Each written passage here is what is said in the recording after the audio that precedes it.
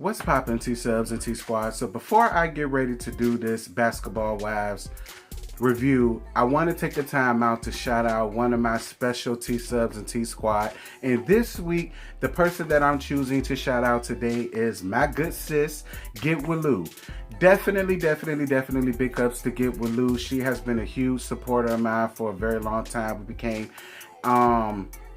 acquainted with one another, you know, doing the Chasing Reality series when I used to do a lot of Chasing Dallas and Chasing Atlanta reviews. She was always one of the ones that was always shouting me out, hitting me up in my comments, giving me big ups and everything. And I definitely see you, sis. I love you. I thank you so much for your support. And now this is my chance to support you. So definitely shout out to Get With Lou. If you do not know who she is, hit her up on Instagram as well as YouTube. Tell her I sent you. She gonna treat you right.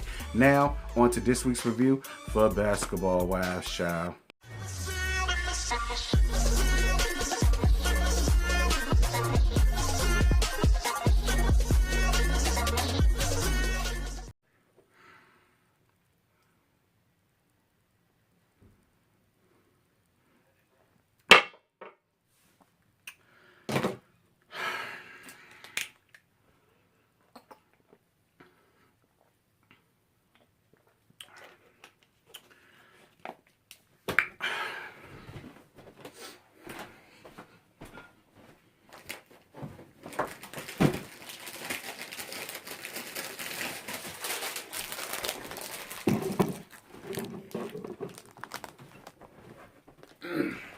I know I moved it. Oh well, bitch.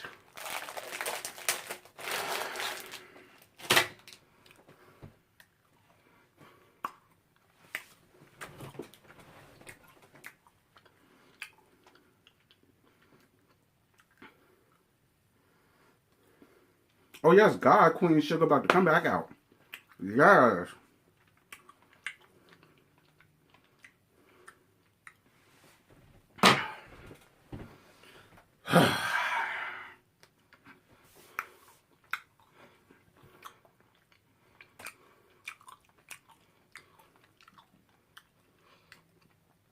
I know I'm smacking.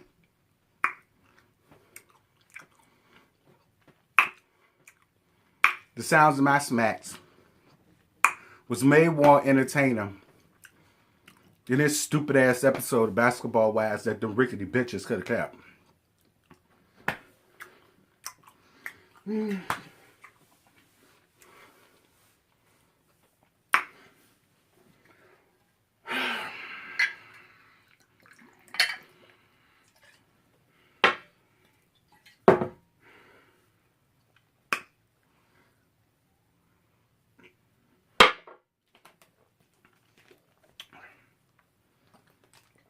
Hint to the wise. If you don't want to have a hangover the next day, chase with water.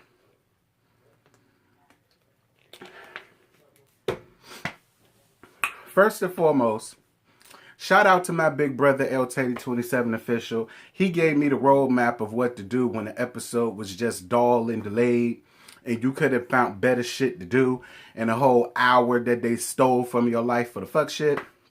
So, this drunken interlude was brought to you all by Airheads Field Ropes, Poland Spring Water, Jack Daniels, honey, hold on.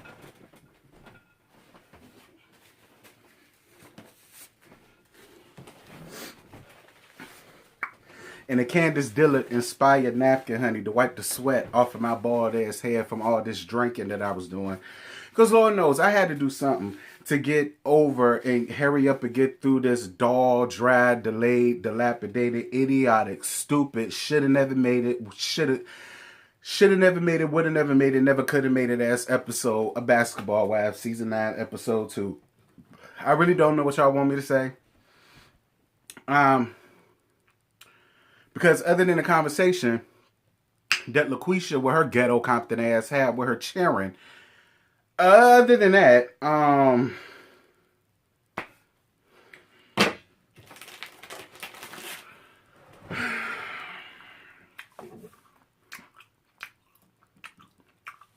so The episode starts out with C19. There you go.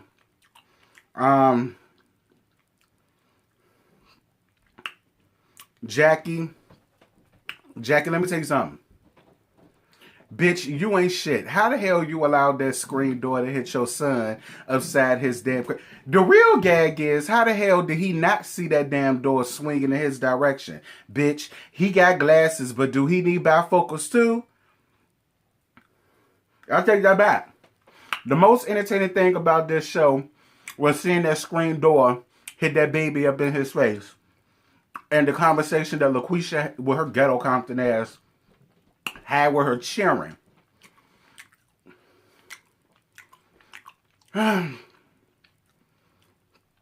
Shani at home with Miara. LaQuisha and Ratatouille face ass Kristen meet up. Kristen decided to move up out of her tool shed in LA. And she decided to get a Robin Dixon inspired townhouse in Atlanta. I guess to be closer to Malaysia. Because Byron and Cece ain't fucking with neither one of them dusty assholes. Then they talk about Cece getting married. And then they're like, oh, she was so beautiful. Oh, Cece was so beautiful. And I'm like, oh, now the whole beautiful. Because last year, she was Lily and a bitch. And a shit starter. And a home wrecker. And every damn thing else. But now all of a sudden, because she done got married to Byron, now she's so beautiful and she made it and she's this and she's that. Both of you rickety dusty hoes is full of shit. So then Kristen invited LaQuisha to protest, but she decided not.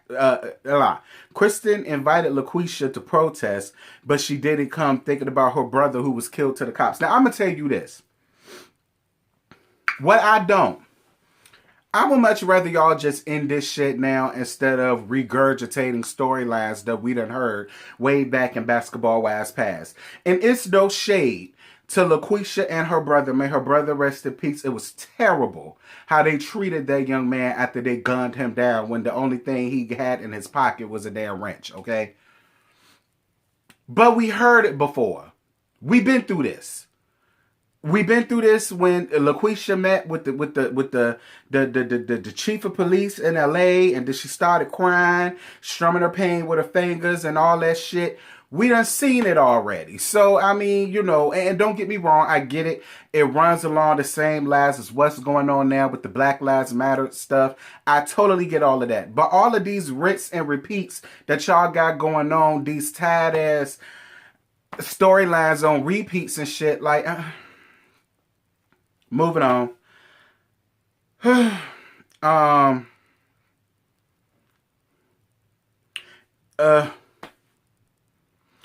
Evelyn talks to her daughter Shanice about moving to feel more secure because of OG. Bitch, shut the fuck up and suck my dick with you and your goddamn foolery, okay? Much like I said in the goddamn panel. Where's the bitch at that tried to fight Susie and Royce and Tammy and Kenya Bell? Like, you know, what kills me, and I'm gonna keep harping on this shit until you bum bitches get it right. What kills me is how you got a hoe that gets up here on TV year after year, season after season, playing the mean girl role, right? And then the minute that she finds somebody that she done met her match with, now all of a sudden she's playing a victim to the 9th degree. Evelyn, I don't give a damn. I don't give a damn. I don't give a damn. I want the bitch that we been seeing to show the fuck up. Where's she at? Because of what's going on, I had to move. Because of OG, I'm in fear for my life. Bitch, you weren't in fear for your life when you chugged the whole damn wine bottle at Kenya Bell's head, all because she called you loose. But then again, the truth does hurt, don't it? You loose bitch.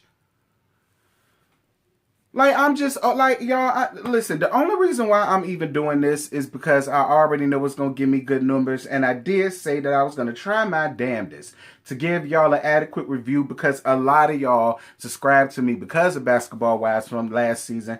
And I promise, like, listen, y'all know I lay y'all down.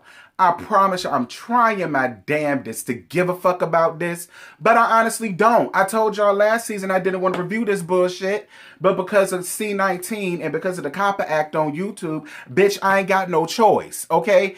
I'm thinking about my dividends right now, and as much as the dividends is cute, is nice, it's always good to have extra money in your pocket, but...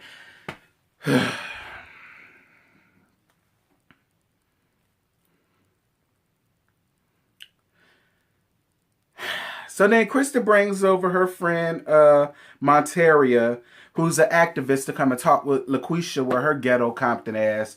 And she was letting LaQuisha with her ghetto Compton ass know about how, you know, her son was shot like 76 times by the police officer, which was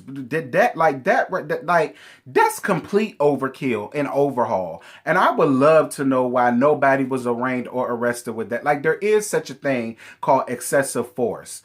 I mean, 76 damn times you got to shoot a nigga. Like that broke my heart. And I feel so sorry for that young mother who had to go and deal with that, but I definitely appreciate her for her strength, for going out here and still fighting and still protesting for the greater good of what's going on. So my condolences to Monteria. I'm not going to put you involved in this. I thank you for telling your story because I would have never known that. And thank God for you, mama. Keep holding on and keep pressing on because your days is going to get better. Trust and believe you me. Like, your son is in a much better place because it said in the Bible, this world is not our home. And to be absent from the body is to be present before him. That's the way that you need to think about that.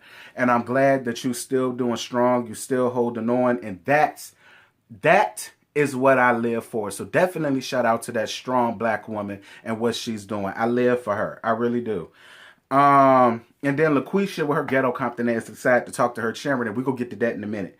So Evelyn wants to invite the ladies to stay in the mansion for a while, and she decides to invite Jackie. What I hated was how she tried to make it seem like she had to contemplate on whether or not to invite Jackie. Bitch, either you like her or you don't. Last season, you decided to be cool with her simply so that you can have allies on your side when it came to OG. Now, all of a sudden, you sitting up here trying to act like inviting her would have been such a big, huge thing. Let me tell you something. Phoebe got exactly what she deserved from Jackie. Period. You got exactly what the fuck you deserved from Jackie. Period. So at the end of the day, all of this shit that you doing trying to make it seem like, oh, okay, let me geese myself up to invite Jackie. Bitch, trust and believe you me. Jack Attack showed you exactly what she was about because the bitch had a whole nother house. She ain't even want to stay with you frowsy assholes. Moving on. So Jennifer, daddy long leg, giraffe neck having ass is back for what? I do not know. She has no storyline, nothing that we give a fuck to talk about, and she proved it. Ratatouille face ass Kristen decides that she wants, and I know I skipped her from earlier, but I'm not dealing with Ratatouille and LaQuisha with her ghetto Compton ass. There wasn't nothing that went on in that scene. The shit should have been scrapped. They had nothing that I gave a fuck to talk about, so it was what it was. And there you go for that. Now, when it comes to this shit, I don't know why Jennifer is back.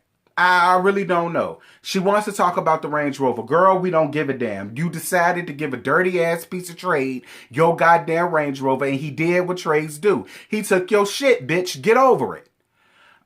She moved to LA. Atlanta, whatever. She caught COVID now. I'm really glad that you got over your COVID situation, but bitch, I don't feel sorry for you. I really don't. For you to, and you just proved how much of a ditzy confetti brain bitch that you are, Jen. Like, you have no personality and no mindset for yourself, obviously. Because here it is, we're in the throes of COVID. You out partying, kikiing, and fulalan, and then you obviously thinking that COVID shit won't real.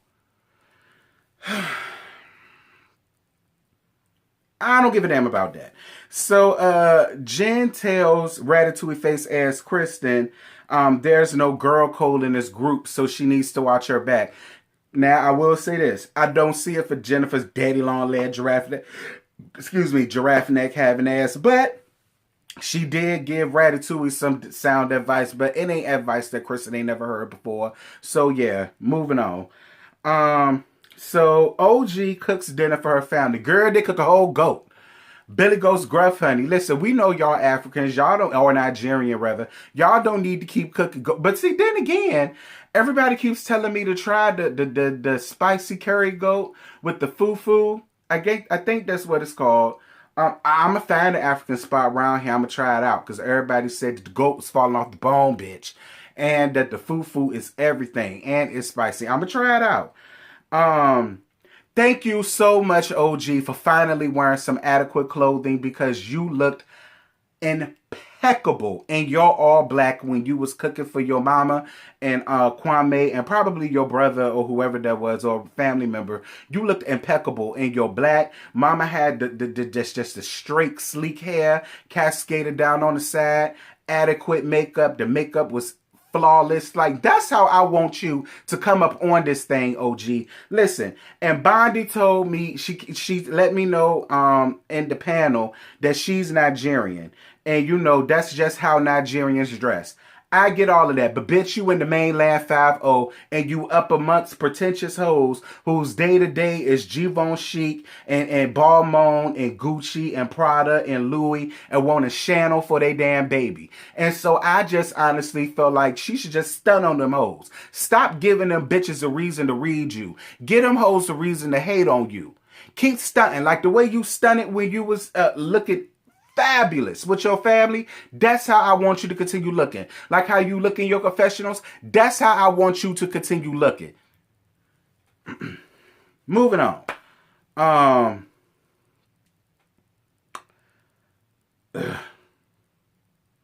She talks about the countersuit that she got going on with Evelyn, which is really goddamn sad because all Evelyn had to do was just apologize. But what can I expect from a bangy bitch like Evelyn? Like, she has no earning potential in her life other than laying on her back and spreading her goddamn legs and having her pussy bust wide open like a blooming onion. I keep trying to tell you hoes, her pussy ain't got no tread in it. That's why she's constantly a goddamn ex, never a damn wife, except for that one time until, you know,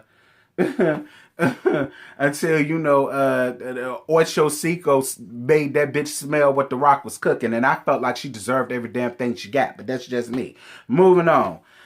The family feels like since she will be in a separate house and because of what's going on in the world that these women will have a change of heart. And normally, mama, you would be absolutely right. But look at what you're dealing with.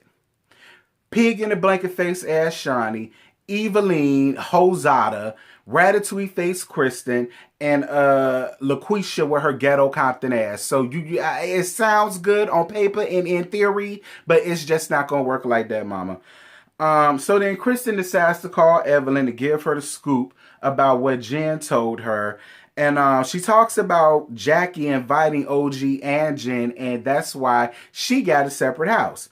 Kristen feels like OG is using colorism to her advantage. And I said that's mighty funny coming from a flunky ass bitch who completely turned on her family member simply to sit up amongst these two other bamboozling bangy ass bitches. So, I mean, if that's the case, Kristen, then you threw CC up under the bus for your advantage just so that you could fit in with these two bumhoes that ain't got shit going on for them. Because if it wasn't for who they was married to or had babies by, these bitches wouldn't be nothing. Let's be clear. Why do you think Shawnee O'Neal is still going by Shawnee O'Neal?